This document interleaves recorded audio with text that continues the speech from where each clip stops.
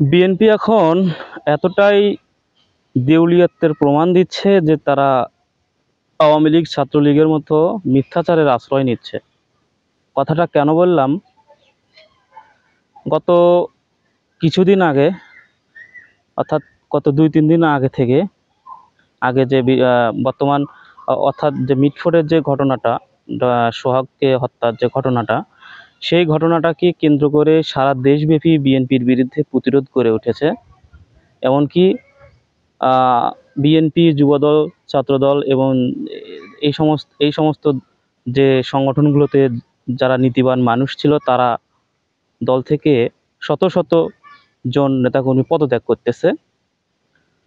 তো এই বিষয়টি তারা মেনে নিতে পারেনি এবং আমরা দেখেছি গত জুলাই 24 সালের জুলাই যে আগস্টে হাসিনা তারা আন্দোলনে, এই সময়ে আওয়ামী লীগ তারা অনেক মিথ্যার আশ্রয় নিয়েছিল এবং যে চূড়ান্ত আন্দোলনের সময় তারা একটা কর্মসূচি ঘোষণা করেছিল যে ছাত্র জনতার বিরুদ্ধে তারা ছাত্রলীগ যুবলীগকে মাঠে নামাবে। তো মাঠে তো নামেই নাই, তারা একটা মিথ্যার আশ্রয় নিয়েছিল। বিগত ওল্ড টাইপের যে ভিডিওগুলো তারা সেগুলো অনলাইনে প্রচার করা শুরু করলো এবং বলল, এবং তাদের নেতাকর্মীদের উজ্জীবিত করার জন্য যে আমরা মাঠে নেমেছি, আপনারাও আসেন।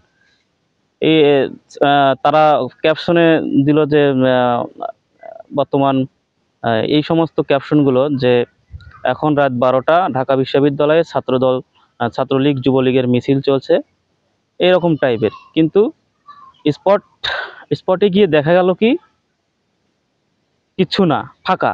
অর্থাৎ তারা মিথ্যার আশ্রয় নিয়েছিল তাদের নেতাকর্মীদের উজ্জীবিত করার জন্য, এবং বাস্তবে সশরীরে সেখানে গিয়ে সাংবাদিক ভাইরা লক্ষ্য করলেন সেখানে কিছুই নেই, ফাঁকা।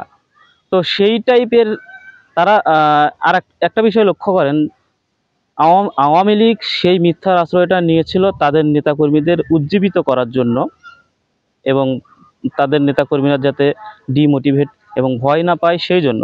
কিন্তু বিএনপির রাজনীতিটা যদি আপনারা লক্ষ্য করেন, তারা যে মিথ্যার আশ্রয়টি নিয়েছে, যে তারা এইভাবে বলতেছে যে তাদের যে অফিসগুলো আছে সারা দেশব্যাপী বিভাগের, যে যেমন কুমিল্লা, ঝালকাঠি, এইরকম যে অঞ্চলগুলো, যে তাদের অফিসগুলো, এমনকি ঢাকা খিলক্ষেত, যে তাদের অফিসগুলো নাকি জামাত, এনসিপি এবং কি চরমোনাই হেফাজত তারা নাকি আক্রমণ করে আগুন জ্বালিয়ে দিয়েছে।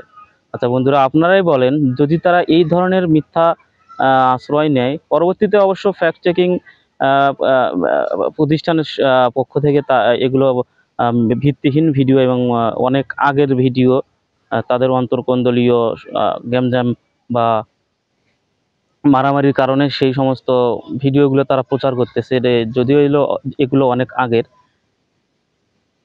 তো এটা একটা মিথ্যার আশ্রয় নেওয়া।